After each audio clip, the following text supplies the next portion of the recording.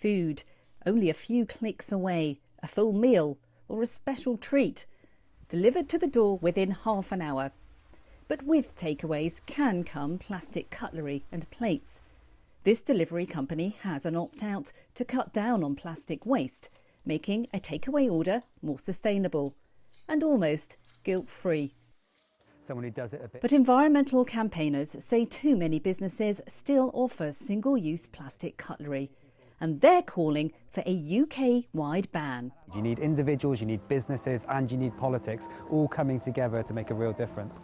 A change in the law would bring the UK into line with the European Union. EU member states banned several types of single-use plastics, including cutlery and plates, from July. But since Brexit, Britain no longer has to follow the same EU guidelines. So what we're seeing now is that the UK is falling behind the rest of Europe. All across Europe there's legislation coming in, and what we've seen in the UK is being slow off the mark and slow on the uptake of this really important environmental legislation.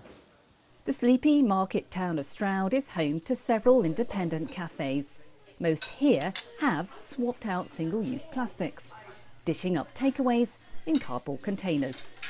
Of course, since the start of the pandemic, the trend for takeaways has really taken off. With that comes, naturally, disposable cutlery. But what campaigners would like us to do now is to think a lot more carefully about the type of cutlery we take away with us. Even a busy Prime Minister is tempted by convenience.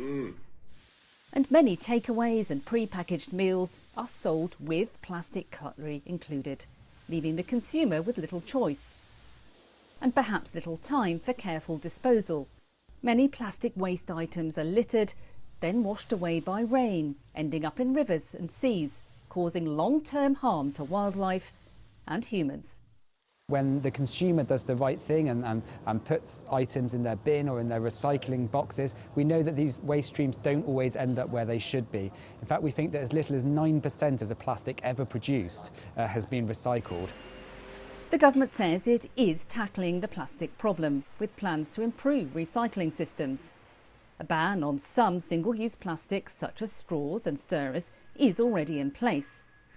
It's now launching a public consultation which could lead to that ultimate ban on plastic plates and cutlery too. Campaigners say a change in the law can't come soon enough to prevent further harm to the environment.